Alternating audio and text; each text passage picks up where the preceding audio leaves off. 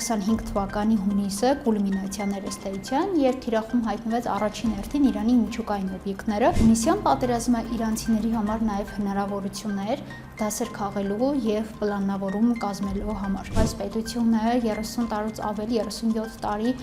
հենց գերագույն առաջնորդի Ալի Խամենեի անձի շուրջ է կառուցվել։ Մենք չենք կարող բացառել, որ վաղ օրինակ Թրամփը բոլորովին այլ հայտարարություն կարող է անել, որովհետեւ հաստատի հենց դրան էլ ականատես է լինի։ Իրենք կարծես թե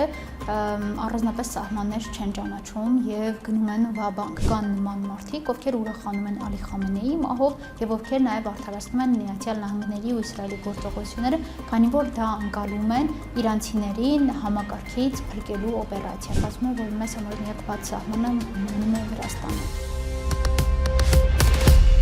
Բարև ձեզ, եթերում ուղի խոսքն է։ Այսօր մեր հյուրն է իրանագետ Ժաննա Վարդանյանը։ Բարև ձեզ, շնորհակալ ենք հրավեր ընդունելու համար։ Շնորհակալ եմ հրավերի համար։ Փետրվարի 28-ից Իրանում պատերազմ է սկսվել, լայնածավալ պատերազմ։ Ամերիկա-Իսրայել դուետը զույգը սկսել է պատերազմ Իրանի դեմ, եւ սա որակում է որպես ռազմական միջուկային այդ իր պաշարները վերացնելու համար, որովհետեւ վտանգ է ներկայացնում Իրանը նախ եւ առաջ աշխարհի, հետո Իսրայելի եւ Ամերիկայի համար։ Հիմա եկեք հասկանանք ինչու սկսվեց այս պատերազմը, որովհետեւ դեռ 25 թվականի ամռան էլ մենք ականատես եղանք 12-օրյա պատերազմին, եւ սա դրա շարունակությունն է, թե սա նոր գաղափարական ինչ-որ գործիք է։ Սա իրականում այդ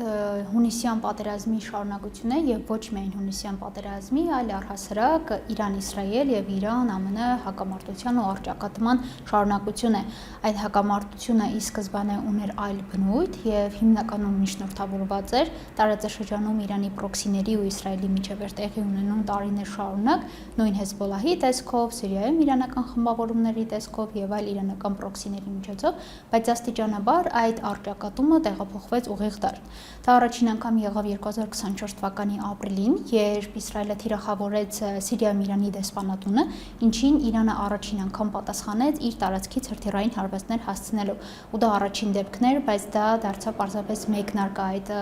ուղիղ առճակատման։ Դրանից հետո եւս եղան 2-3 նմանատիպ հարձակումներ, բայց որոնք այսպես մեկօրյա են եղել։ Իսրայելը հարվածել է, Իրանը պատասխանել է։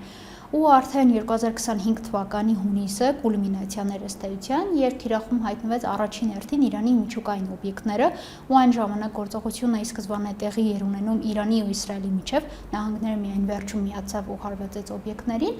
ու փաստացի այդ պատերազմի ընթացքում իրենք կարողացան զգալի վնաս հասցնել Իրանի միջուկային կարողություններին, բայց նրանց ակնկալիքները Իրանից եւ Իրանի կարողություններից շատ ավելի լայն են, վերաբերում են այո նաեւ հրթիռային օբյեկտների, վերաբերում են տարածաշրջանային գործունեությանը ու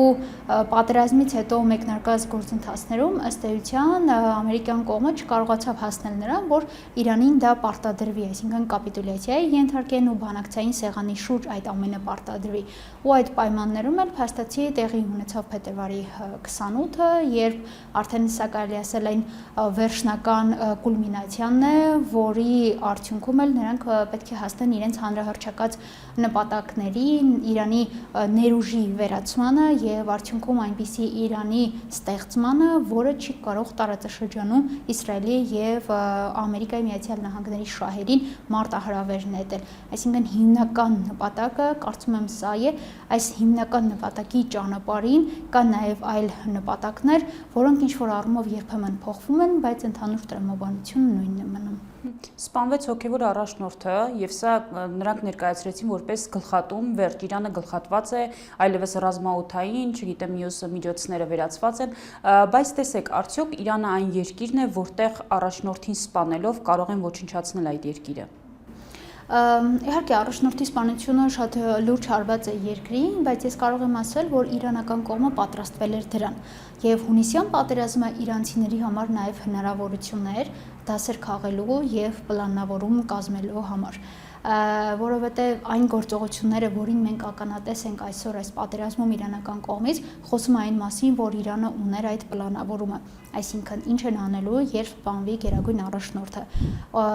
ինչ են անելու, երբ վերացվում է զինված ուժերի ղեկավարությունը։ Այդ գործողությունների պլանը ըստ էության մշակված է եղել եւ շատ հավանական է, որ Իրանի ռազմական ներքին օղակները գործել են հենց այդ այդ պլանի հիման վրա, անգամ առանց հատուկ հավելյալ հրահանգավորումների, այսինքն սցենար գծված է եղել, երբ որ տեղի ունենում այս գործողությունը, ապա մենք էլ հարվածում ենք, կատարում ենք այսինչ հրթիռային հարձակումները։ Այս առումով իրանական կողմը իհարկե պլանավորումներ, նույն նաև արդեն Գերագույն առաջնորդի հետ կապված պլանավորումներ ու նաև հատկանշական է, որ հենց այն պաշտոնների հետ կապված, որոնց հենց Գերագույն առաջնորդն է նշանակում, նրանք այդ համապատասխան փոխարինողները արդեն իսկ մտածել են ու խոսք է գնում մինչև 3-ից 4 փոխարինողի մասին։ Այս առումով իհարկե պատրաստվել են, բայց դա դեռ չի նշանակում, թե առհասարակ խնդիր չի հարուցել Իրանի համար Գերագույն առաջնորդի սպանությունը։ Վերջո այս պետությունը 30 տարուց ավելի, 37 տարի հենց Գերագույն առաջնորդի Ալի Խամենեի անձի շուրջ է կառուցվել եւ հաջորդ Գերագույն առաջնորդի առջև խնդիր է լինելու ունենալ այն նույն հեղինակությունը կամ առնվազն ընթացքում վաստակել այն նույն հեղինակությունը, որն ուներ Ալի Խամենեին, կարողանալ կոնսոլիդացնել բոլոր ինստիտուտներին եւ ընդունելի լինել բոլորի համար, քանի որ Գերագույն առաջնորդը նաև շատ համակարգող ու կոորդինացնող դեր է կատարում Իրանում, երբ տարբեր ինստիտուտների միջև կարող է ինչ-որ խնդիր լինել ու այդ խնդիրը այդպես էլ չհանգուցալուծվել, վերջին խոսքը Գերագույն առաջնորդն է ասում եւ հիմա նրա նոր առաջնորդի առջև կա խնդիր լինել այդ հեղինակությունը եւ կարողանալ բոլորի այսպես իր ձեռքում հավաքել։ Այստեղ շատ կարեւոր են թե ուժային կառույցները հանձին ԻՀՊԿ-ի, թե նաև մյուս ճամբարները։ Ի վերջո Իրանը ընդունված է համարվել, որ իբրև միատար է, բայց դա իրականում այդպես չէ։ Իրանում կա շատ ակտիվ ներքաղաքական կյանք, կա ամենատարբեր ճամբարներ, իհարկե կան նաև պայմանական բաժանումներ, բայց անգամ այդ պայմանական բաժանումների մեջ, ընդհանրեն բարեփոխական ճամբարի, չափավորական կամ պահպանողական, դրանց մեջ եւս կան էլի ինչ-որ ենթաբաժանումներ ու այս առումով շատ կարեւոր է թե ինչպես կարձականքի են Իրանի քաղաքական մյուս ուժերը այն ընտրությանը եւ այս օրերին արդեն կան տարբեր ազդակներ այդ ուժերից, որ պետք է Գերագույն առաջնորդը լինի այնպիսի մարդ, որը ընդունելի է բոլորի կողմից, այդ թվում հանրության աջակցությունը վայելի, բայց այս կետը շատ ավելի դժվար է, որովհետեւ Իրանի հանրության այն շերտը, որը ընդդիմանում է այս համակարգին, ըստ էության նրա համար միևնույնն է լինելու, թե ով կլինի նոր Գերագույն առաջնորդը, այսինքն միևնույն է այն կոնտեքստում, որ նրանց համար մերժելի է լինելու, եթե իրենք առհասարակ ընդդիմանում են այդ համակարգին, ապա լինի Ալի Խամենեին, թե կլինի նրա այո ինչ-որ այլ անձ, ապա այդ հատվածի այդ շերտի համար նա ընդունելի չի լինելու միանշանակ։ Շրջանառվում էր նախորդ առաջնորդի որդու թեկնածությունը, որ արդեն ընտրվել է, սակայն հետո հերքեցին տեղեկությունը, սա կարող են կապել այն հանգամանքի հետ, որ Ամերիկա-Իսրայել այս կողմից հնչում է անընդհատ հայտարարություններ, ով էլ լինի, նա դառնալու է մեր հաջորդ թիրախը, այսինքն ով էլ ընտրվի, նրանք նրան էլ են վերացնելու։ Այս հետախուզական գործիքը Իսրայելի ձեռքում արդյոք Իրանը չէր գուշակել նաև այս առումով, ասացիք, որ իրենք պատրաստ էին առաջնորդի սպանությանը, արդյոք չեն գիտակցել, որ Իսրայելը ում էլ ընտրեն, մեկ է կարողանալու հետախուզական հայտարարություններով հասնել։ Այո, վտանգներից մեկը հենց դա է եւ գուցե դա է պատճառը, որ Իրանում մինչեւ հիմա չեն հայտարարում նոր Գերագույն առաջնորդի անունը ու կարծես թե այդպիսի ակնարկներ եղել են, որ խնդիրը պատերազմական իրավիճակն է, կփորձենք այսպես հնարավորն է շուտ ընտրել նոր առաջնորդին։ Ես կարծում եմ, որ հնարավոր է կուլիսային քննարկումները Իրանում արդեն ավարտվել են եւ կա մոտավոր փոխըմբռնում, թե ով պետք է լինի նոր Գերագույն առաջնորդը, բայց դրա ֆորմալ մասը չեն իրականացնում եւ չեն բարձրաձայնում այդ անվտանգային նկատառումներից ելնելով, բայց իրականում այստեղ կա նաեւ մյուս խնդիրը, եթե արդեն իսկ հնարավոր տեխնացուները հայտնի են եւ նաեւ այդ տեխնացուների անունները հայտնի են իսրայելական ամերիկյան հետախուզությանը, հետեւաբար անգամ առանց հայտարարելու նրանց մասին, նրանց առաջնորդ ընտրվելու մասին, այդ մարդիկ կարող են լինել թիրախում։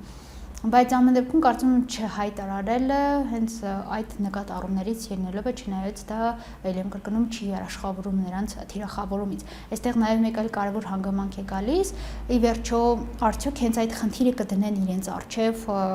նահանգները եւ Իսրայելը։ Եթե նահանգների հայտարարություններին եք նայում, դրանք ինչ-որ առումով հակասական են։ Մի դեպքում խոսում են ռեժիմի փլուզման մասին, մյուս դեպքում օրինակ Թրամփը հայտարարում է, որ իրենք կողմ են Իրանի ներսից չափավոր մեկը լինի, այսինքն գուցե կա թեկնածու, որի ընտրության դեպքում նահանգները պատրաստ է նրանց այդ երկխոսությանը կամ պատրաստ է ընդունել նրա առաջնորդությունը։ Շահի անուններ չէ կներեք շրջանառում, որը Ամերիկայում է, որ պետք է վերադառնա։ Հիմնական այո շրջանառվող անուններից էր Ռեզա Փահլավիի անունը եւ նա ինքը եւս շատ ակտիվ է այս գործընթացներում, նաեւ նախորդ հունվարյան ցույցերի ժամանակ էր բավականին ակտիվ, բայց կարծես թե առհասարակ Փահլավիի այսպես վերադարձը կամ ընտրությունը կոնկրետ աջակցություն է պահանջում արտաքին ու կարծես թե այս պայդրության դեռևս նահանգները չի դիտարկում այդ տարբերակը Փահլավիի վերադարձի համենայն դեպս Թրամփի այժմյան հայտարարությունները այդ մասին են խոսում։ Մենք չենք կարող բացառել, որ վաղ օրինակ Թրամփը բոլորովին այլ հայտարարություն կարող է անել, որովհետև փաստացի հենց դրան էլ ականատես է լինում ամեն օր։ Բայց այս պահի հայտարարությունները հենց դրա մասին են, որ կարծես թե Փահլավիի տարբերակը չի դիտարկվում, այլ իրենք կողմ կլինեն երկրի ներսից որևէ մեկին, բայց այլ իր հերթին էլի շատ խնդրահարույց է, էլի հանրային ընդվզման հավանականության տեսանկյունից, քանի որ հունվարյան ցույցերի ժամանակ այսպես հստակ բյուրեղացավ ինչ-որ օրակարգ, որ մարդիկ պահանջում են Ռեզա Փահլավիի վերադարձը։ Այսինքն, եթե քարոզչական տիրույթում ձևավորվել է արդեն իսկ նման օրակարգ, հետո բարդ է այդ օրակարգը միանգամից չեզոքացնել եւ ասել, որ ոչ Ռեզա Փահլավին չի լինելու, այլ լինելու է Իրանի համակարգի ներսից ինչ-որ մեկը։ Սա էլի երկարատև ճգնաժամ է առաջացնելու։ Մարտի 5-ին արդեն տեղեկություն ստացանք, որ Իրանից արձակված ԱԹՍ է ընկել Նախիջևանի օդանավակայանի վրա, զոհերի մասին խոսք եղավ եւ Ադրբեջանի արտգործնախարարությունը հանդես եկավ դա մեղադրող այսպես հայտարարության, որ պետք չէ այդպիսի քայլերի դիմել, որտեղ դա կարող է բերել տարածաշրջանային լարվածության։ Տեսեք, այս պատերազմի ընթացքում լայնանում է մասշտաբները Լիբանանի Հեզբոլայի հետ կապված Իսրայելի դեմ, մենք տեսնում ենք հութիների Եմենի մասնակցությունը, այստեղ կարող է նաև Թուրքիա-Ադրբեջան այդ մասնակցությունը լինել, ինչ է կարծում, ինչ մասշտաբներ կընդունի այս պատերազմը։ Իրականում այս պայմաններում շատ դժվար է հստակ կանխատեսումներ անել եւ ասել, թե իրադարձությունները ինչ հունով կընթանան, բայց մենք այստեղ իրանական կողմի գործողությունների մի տրամաբանություն ենք տեսնում, դա հետեւյալն է, որ իրենք կարծես թե առանձնապես սահմաններ չեն ճանաչում եւ գնում են վաբանկ։ Այդ մասին է խոսում այն, թե ինչպես են իրանցիները թիրախավորում եւ արաբական երկրները եւ օրինակ մինչեւ Կիպրոսում այս բրիտանական ռազմաբազա, նաեւ Հորմուզի նեղուցը սահմանափակելու իրանական կողմի գործողությունները։ Երեք լուր եղավ նաեւ, որ Թուրքիան է իրանական բալիստիկ հրթիռ որսացել։ Իհարկե այդ դեպքում եւս մանրամասները հստակ պարզ չեն, արդյոք հենց Թուրքիան էր այդ հրթիռի վերջնակետը, թե օրինակ Կիպրոսը, բայց ամեն դեպքում մանավանդ եթե Նախիջևանի այդ ԱԹՍ հարվածների փաստն էլ հենց հաստատվի, այսինքն հասկանանք, որ դա իսկապես վերջնանպատակը եւ ուղղությունը հենց Նախիջևաններ ու Նախիջևանի օդանավակայանն էր, ստացվում է, որ իրանցիները հնարավորինս փորձում են տարբեր ճակատներում խնդիրներ ստեղծել ու ցույց տալ, որ այս պատերազմը միայն Իրանին չի առնչվում, սա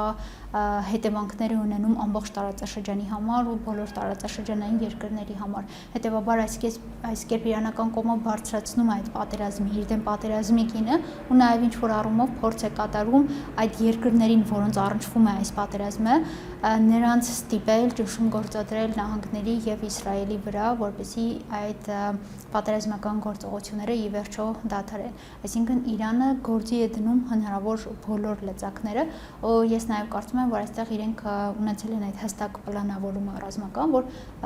այսինչ սցենարի դեպքում, ենթադրենք Իրանի դեմ լայնածավալ գործողությունների դեպքում, փաստացի իրենք թիրախավորում են բոլորին, ովքեր շրջապատում են իրենց եւ ովքեր կարող են ազդեցություն ունենալ այդ պատերազմի դադարեցման վրա։ Այսինքն բոլորը վնասը զգան իրենց մաշկի վրա, որպեսզի մասնակցեն այդ պատերազմի եւ վերջացնեն։ Բոլորը այո, իրենց վրա զգան այդ պատերազմի հետևանքները, այսինքն բոլորը տեսնեն, թե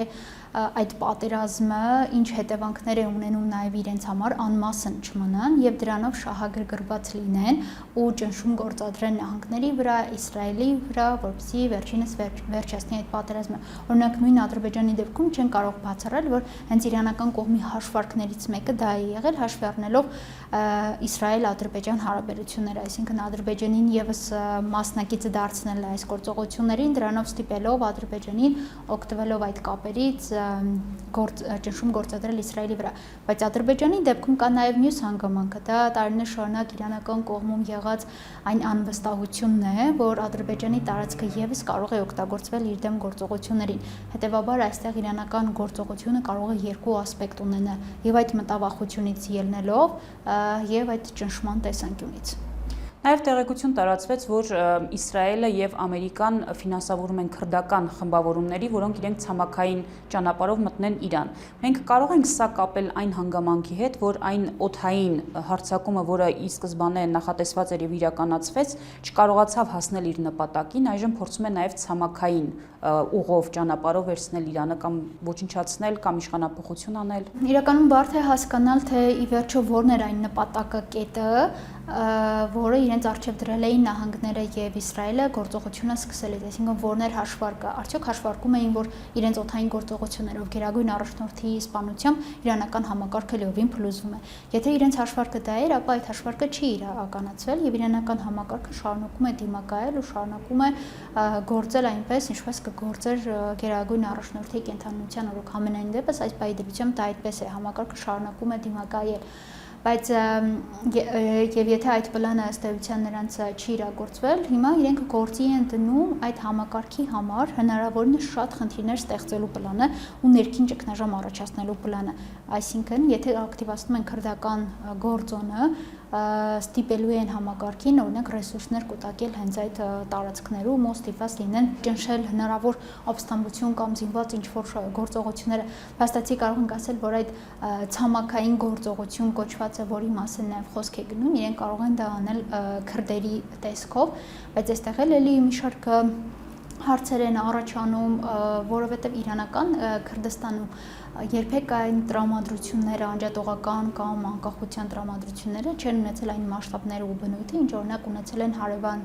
երկրներում, ու այս առումով հարց է, թե ինչքան ընդգրկուն կարող են լինել այդ գործողությունները, բայց իհարկե կան իրանական զինված քրդական խմբավորումները, որոնք տարբերաբար խնդիրներ են առաջացրել այդ շրջաններում, որոնց հետ բարբերական բախումների մեջ են մտել Իրանի զինված ուժերը, եւ այդ խմբավորումների մի մասը նաև տեղակայված է Իրաքյան Քրդստանում, ու Իրանը նախկինում էլ բարբերաբար հարվածներ է հասցրել ու այս օրերին երբ փորձ է կատարում նրանց ակտիվացնել, իրանական կողմը էլի հարվածներ է հասցնում այդ քրդական խմբավորումների դիրքերի, բայց այս առումով միանշանակ է, որ փորձ է կատարվում հավելյալ ճակատներ բացել Իրանի համար, ու այս առումով նաև շատ հատկանշական է, որ իրենք Իսրայելը եւ Միացյալ Նահանգները վերացնում են այդ քրդական շրջաններում սահմանային ուղեկալները, ռազմական ենթակառուցվածքները, Բասիջի այդ աշխարհազորային ուժերի ենթակառուցվածքները, այսինքն ըստ էության փորձում են հնարավորինս շատ բարար թող պատրաստեն ու ավելի հեշտացնեն քրդական զինյալ խմբավորումների գործը, բայց իրանական կողմը դեռ արձագանքում է եւ դեռ դիմակայում է, այլ հարց է, թե այդ գործոնի ակտիվացումը ինչ մասշտաբներ կընդունի, որովհետեւ սա նաեւ հարևան երկրների արձագանքի հարց է առաջ բերելու։ Նույն Թուրքիան գիտենք Սիրիայում է քրդերի դեմ գործողություններ ձեռնարկել, Իրաքում է ձեռնարկել եւ Իրանի տարածքում այդ քրդական օջախների ակտիվացումը չի բխելու նաեւ հարևան երկրների, այդ թվում Թուրքիայի շահերից, ու այստեղ կարող են էլի տարբեր սցենարներ լինել։ Օրինակ Թուրքիան եւ Իրանը միավոր են ուժերը քրդերի դեմ։ Այո, ես հենց դա էի ուզում նաեւ նշել, օրինակ երեք արտգործնախարար Աղջին եւ Ֆիդանը հեռախոսազրույց են ունեցել եւ քննարկվող թեմաներից մեկը հենց եղել է ահաբեկչական խմբերի դեմ պայքարը, ահաբեկչական խմբերը ասելով իրանցիները հենց նկատի ունեն այդ քրդական զինյալ խմբավորումներին, ու այսպես չեն կարող բացառել, որ կարող է լինել նման սցենար, երբ Թուրքիան աջակցի Իրանին քրդերի դեմ գործողություններում, այսինքն կոնկրետ քրդերի դեմ գործողություններում, հաշվի առնելով իր համար առկա վտանգները եւս։ Ներքին խորհրդությունից խոսեցիք, տեսեք, մենք ականատես եղանք ցույցերի մինչ այս պատերազմը Իրանի ներսում սոցիալական հողի վրա սկսվեցին ցույցեր, նույնիսկ զոհերի մասին եղավ բազմաթիվ դեպքեր եւ այլն։ Այսօր պատերազմի շրջանում, երբ մարդկանց մոտ կրկին այդ հակասական պատկերները կան եւ կրկին մենք կտեսնենք եւ սոցիալական եւ տնտեսական եւ այլ խնդիրներ, որոնք ավելի կմեծանան, ինչպես են մարդիկ արձագանքում այս պատերազմին, ինչ են իրենք մտածում, օրինակ դուք ունեք ինչ-որ տեղեկություններ հենց ներսում Իրանի ինչ է կատարվում։ Այս առումով իրանական հասարակությունը կոպիտ ասած բաժանվում է երկու մասի։ Մարդիկ, ովքեր դատապարտում են հարձակումները, մարդիկ, ովքեր աջակցում են համակարգին, եւ մարդիկ, ում համար այսօր Ալի Խամենեին դարձել է նահատակ եւ եւ այդ նահատակությունը նրանց համար հավելյալ խթան ու շարժիչ ուժ է դառնում համակարգի շուրջը համախմբելու համար, բայց իրանական հասարակության շրջանում կան նաև մարդիկ, ովքեր առհասարակ ընդդիմադիր են այս համակարգին եւ նրանց համար այս իրադարձությունը ուրախալի է, այսինքն փաստ է, որ կան նման մարդիկ, ովքեր ուրախանում են Ալի Խամենեիի մահով եւ ովքեր նաեւ արդարացնում են Միացյալ Նահանգների ու Իսրայելի գործողությունները, քանի որ դա անցալում են իրանցիներին համակարգից փրկելու օպերացիա, այսպես ասած։ Այս առումով տրամադրությունները երկուսն են։ Մեզ համար դժվար է հասկանալ այդ հարաբերակցությունը հասկանալի պատճառներով, բայց երկու շերտերն էլ գոյություն ունեն եւ այդ շերտերի գոյությունը նաեւ իր հերթին նոր մարտահրավերներ կարող է պարունակել իրանական համակարգի համար, մասնավորապես այդ ընդդիմադիր շերտի մոտ բողոքի ալիքի հավանական առաջացումը, որը կարող է լինել եւ սոցիալ-տնտեսական խթանով եւ հենց քաղաքական խթանով, այսինքն Իրանում խնդիրները այնքան բազմազան են, որ բողոքի ալիքի առաջացումը պարզապես խթան է պահանջում եւ ոչ մի ավել բան, նամանավանդ եթե պատերազմը ավարտվում է, Իրանը ըստ էության հայտնվում է էլ ավելի շատ ճգնաժամի մեջ, թե տնտեսական առումով, թե էներգետիկ առումով, ռազմականի մասին չենք խոսում էլ։ Ներեք ինչը նաև անմիջական մեզ է առնչվելու այդ տնտեսական առումով։ Միանշանակ եւ արդեն իսկ առնչվում է, քանի որ Իրանը մեր առևտրային կարևոր գործընկերներից է, առաջնային գործընկերներից մեկն է եւ մենք զգալի ներկրում ունենք Իրանից ու Իրանում կարող են եւ արդեն իսկ կա նման որոշում կոնկրետ գյուղատնտեսական ապրանքների եւ սննդամթերքի մասով, որ իրենք արգելել են այդ ապրանքների արտահանումը։ Իսկ մենք Իրանից ունենք ներկրում գյուղատնտեսական ապրանքների ու սննդամթերքի, մրգեր, բանջարեղեն, չորացած մրգեր, կարագ եւ այլն։ Այսինքն ամեն դեպքում մենք ունենք եւ այդ ապրանքները Իրանը որոշել է այլևս չարտահանել։ Սա կարող է մեզ մոտ ազդել թե գների տեսանկյունից, թե այլ շուկա գտնելու խնդրի տեսանկյունից, առհասարակ պաշարների առումով, իհարկե այս մասով տնտեսագետները ավելի լավ կբացատրեն, թե ինչ ազդեցություն կարող է ունենալ, բայց միանշանակ դա մեզ առնչվում է։ Ու դա մեզ առնչվում է ոչ միայն այս կոնտեքստում, առևտրաշրջանառության կոնտեքստում, դա մեզ առնչվում է այլընտրանքային երթուղու առումով։ Իրանը մեր ունեցած երկու սահմաններից մեկն է եւ պատերազմի երկարումը, ձգձգումը կարող է ինչ-որ խափանումներ առաջացնել մեր այդ երթուղու անխափան գործարկման համար, տարանցման համար, թե դեպի Իրան եւ թե Իրանի տարածքով այլ երկրներ ու հակառակ ուղղությամբ։ Հետևաբար սա շատ կարևոր է ու շատ մեծ մարտահրավեր կարող է մեզ համար լինել, նամանավանդ արդեն իսկ կան օրինակ լուրեր, որ իրանական տարածքում կապի խափանումների պատճառով սահմանը երբեմն փակվում է, այսինքն այդ մասին նաև Իրանի դեսպաններ հայտնել։ Այս առումով բնականաբար ստացվում է, որ մեզ համար միակ բաց սահմանը մնում է Վրաստանը, ու սա շատ խնդրահարույց կարող է լինել մեզ համար տարբեր իրավիճակներում նաև։ Հետևանքները իհարկե նաև այս ոլորտներով չեն սահմանափակվում, կա անվտանգային նշանակություն, կա քաղաքական նշանակությունը հանդինս Իրանի այդ բալանսավորող դերակատարման ու այդ դերակատարման նվազեցման կամ վերացման տեսքով, այսինքն պատերազմի մեջ գտնվող Իրանը իր սեփական